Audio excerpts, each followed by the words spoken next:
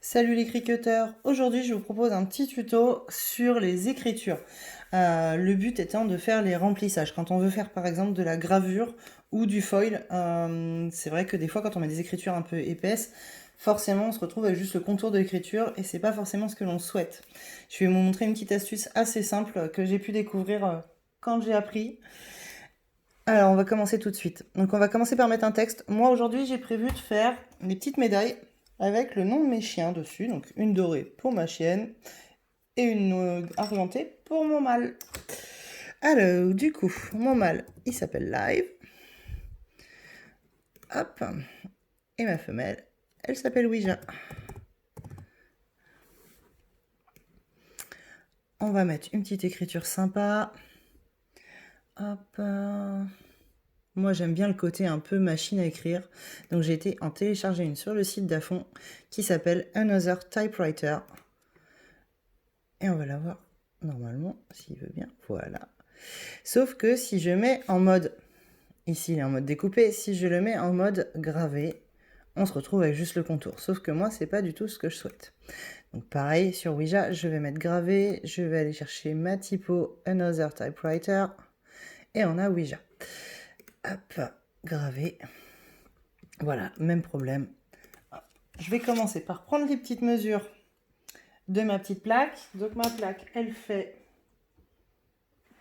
5 cm par 3. Je vais me faire un petit gabarit, c'est juste pour être tranquille, après j'enlèverai. Donc je vais faire carré. J'insère la forme du carré. J'ai dit que ma plaque, elle faisait 5 cm par 3. Donc là, par défaut, ça se met en carré. Si on laisse le petit cadenas fermé ici, forcément, quand on va agrandir, ça va toujours rester en carré. Sauf que moi, je veux un rectangle. Donc pour aller enlever le mode rectangle, je vais aller juste dans la partie taille en haut, sur le petit cadenas pour l'ouvrir. Maintenant, mon petit cadenas est ouvert, je peux rentrer la dimension que je veux. Donc je vais carrément la rentrer directement ici. Donc 5 cm de long sur 3 cm de haut. Et entrer. Et là, on a notre gabarit. Donc comme j'ai deux plaques, je vais le faire deux fois. Pour l'avoir, soit si on veut faire deux fois le même, on va dans reproduire dans le coin de l'écran. Je ne sais pas si vous avez bien vu. Hop. Soit autrement, je fais tout simplement CTRL-C, CTRL-V, comme un copier-coller qu'on utilise dans Word. Ça fonctionne très bien aussi.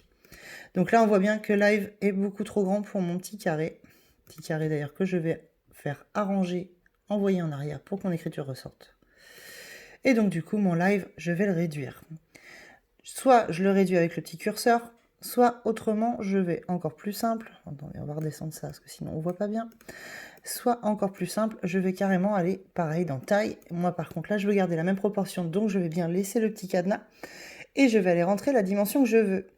Là, moi, comme il y a en plus un petit trou dans la plaque pour pouvoir l'accrocher, je vais du coup calculer pour qu'il fasse plutôt hop, 4 cm. Donc là, je vais simplement rentrer 4 cm. Et hop, on a le petit Live à la bonne dimension de la plaque. Ensuite, on va faire pareil pour Ouija. Donc Ouija sur 4 cm, ça va, ils ont des prénoms qui sont à peu près dans les mêmes nombres de lettres. Donc du coup, ça va pas choquer qu'il y en ait un qui en a un plus gros que l'autre. Pareil, je renvoie mon petit carré en arrière pour que Ouija ressorte bien. Ça me permet de bien visualiser, d'être sûr d'être bien dans mon carré. Maintenant, le petit carré, on en a plus besoin. On va l'enlever, supprimer.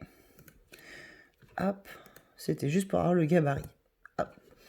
Là, on a donc toujours ces écritures avec juste le contour. Moi, ça ne m'intéresse pas, je veux que ce soit rempli. Donc, je vais dans télécharger et j'ai créé il y a quelques temps, en fait, un petit maillage, c'est-à-dire plein de hachures. Je l'ai fait, et ensuite que j'ai fait détourer. Hop, on va aller les chercher. Hop. On voit donc ce petit carré qui est là. On voit plein de stries. Insérer les images. Petit fichier que je peux me permettre de vous partager si vous voulez sur le groupe Je peux pas, j'ai Cricut, hein, dans la rubrique fichier, il n'y a pas de souci, je me ferai un plaisir. Donc là, on voit que le maillage recouvre bien. On peut même un petit peu le réduire, comme ça les stries vont être plus serrées. Et là, je vais sélectionner déjà Ouija, toujours sélectionner 2 éléments à la fois, pas 3. Et ensuite, je vais aller dans le coin et faire couper. Hop. Et là, du coup, quand je vais aller dans le résultat de la gravure, J'ai mon petit Ouija. Et j'en ai un autre. Hop. Et j'ai toujours ma Ouija d'origine. Après, c'est à vous de voir celui qui vous convient le mieux. On va aller faire pareil pour live. On va garder le même carré, puisque de toute façon, il y a largement la place de refaire une découpe dedans. Hop, pareil, on resélectionne bien les deux éléments ensemble. Et on refait couper. Le temps que ça le fasse. Voilà. Et là, du coup, j'ai bien mon live en 3 exemplaires. Hop. Le petit carré de rayures, on n'en a plus besoin. Et on a encore live. Donc là, il faut sélectionner plutôt un de ces deux-là. Celui qui est trop rempli, clairement, ça donnera rien. Donc on va aller enlever celui-ci et celui-ci. Et je vais garder celui que je trouve qui rend le mieux. C'est-à-dire celui-ci et celui-là. Je vais aller enlever celui-là et celui-là. Et ensuite, on va passer au mode création. Donc on va cliquer sur créer. Là, on voit que par défaut, sur le tapis, il l'a positionné tout serré dans un coin. Nous, ce qu'on veut, c'est être sûr que notre gravure tombe bien raccord par rapport au placement de notre plaque. Donc là, je vais vous montrer un petit peu. On a les petits carrés qui sont sur notre tapis, qui sont représentés ici visuellement aussi sur l'écran. Donc l'idée, c'est d'aller placer notre plaque. Moi, par exemple, la première plaque, je vais la caler dans les 2 premiers carreaux qui sont là. Donc je viens me mettre juste là. Pour être sûr que ça ne bouge pas pendant la gravure, je vais mettre du scotch de masquage de chaque côté. Ouais, je suis généreuse sur la quantité du scotch. Hop.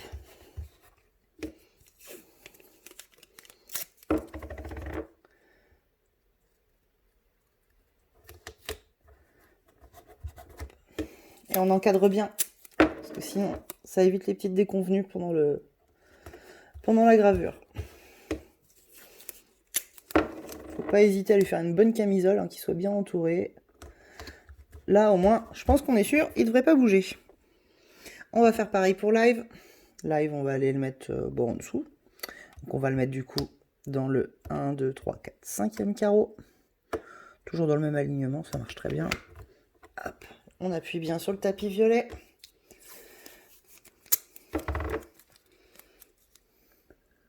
Et on refait pareil, on met du scotch autour. Le scotch, comme je l'ai dit dans ma précédente vidéo, j'utilise le scotch de chez Action. Hein, c'est du scotch à peinture, tout simplement. Ça coûte pas cher, c'est pas grave si on en met beaucoup. Le but, c'est que ça tienne et que ça bouge pas. Voilà, comme ça, là, mes 2 plaques sont bien placées, bien fixées, elles ne bougent pas. On va retourner sur l'écran de l'ordinateur. Hop, désolé pour le bazar, mon atelier est un peu en travaux aujourd'hui. Et donc du coup, Ouija, on a dit qu'on l'avait placé à ce niveau-là, sur le tapis. Hop. Et le live, on l'a mis dans le 1, 2, 3, 4, 5e carreau. Donc 1, 2, 3, 4, 5e carreau. Et je l'ai mis dans le même alignement que Ouija. Hop. Voilà. Comme ça, on est bien centré dans mes carreaux, puisque j'ai la chance que mes plaques fassent à quasiment la même largeur qu'une ligne de carreaux. Ensuite, continuer.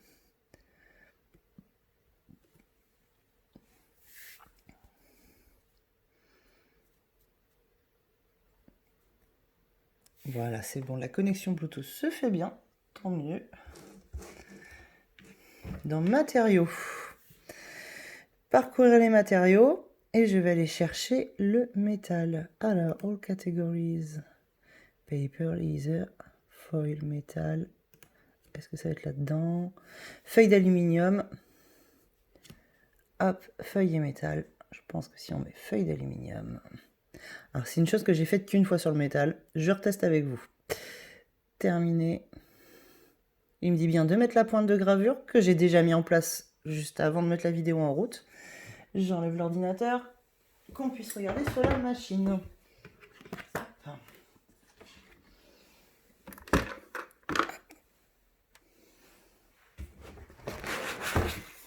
Alors moi j'achète des grands tapis, hein, c'est parce que j'aime bien ne pas me limiter sur les formats. On pense bien à pousser les petites roulettes pour pas qu'elles viennent passer dessus, sinon ça risque de tout faire bouger. Et ça risque de faire trop épais sur la barre. On lance, instant de vérité.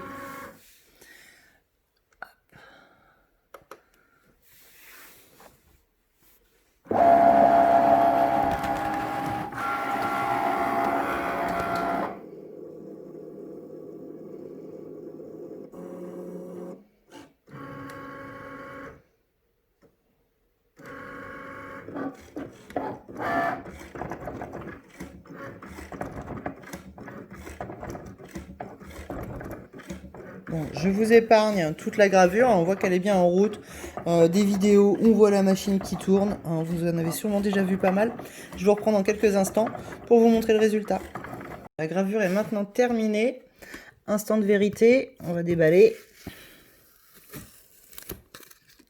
Bon, ça a débordé un peu sur le scotch, mais ça a quand même gravé à travers, il n'y a pas de souci, hein, c'est bien la même profondeur partout.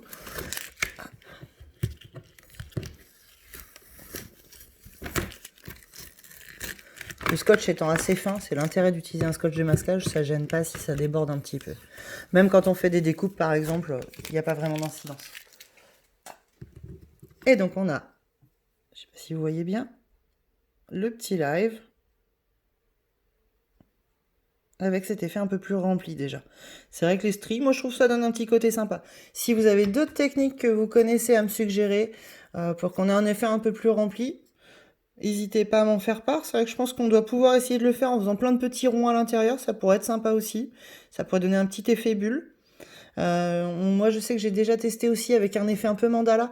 Sauf que j'avais voulu le faire avec la lettre G, qui est mon initiale. Et en fait, quand j'ai voulu faire le mode découpé, je me suis retrouvée avec un G un peu tarabiscoté. Ça ne détourait pas comme je voulais.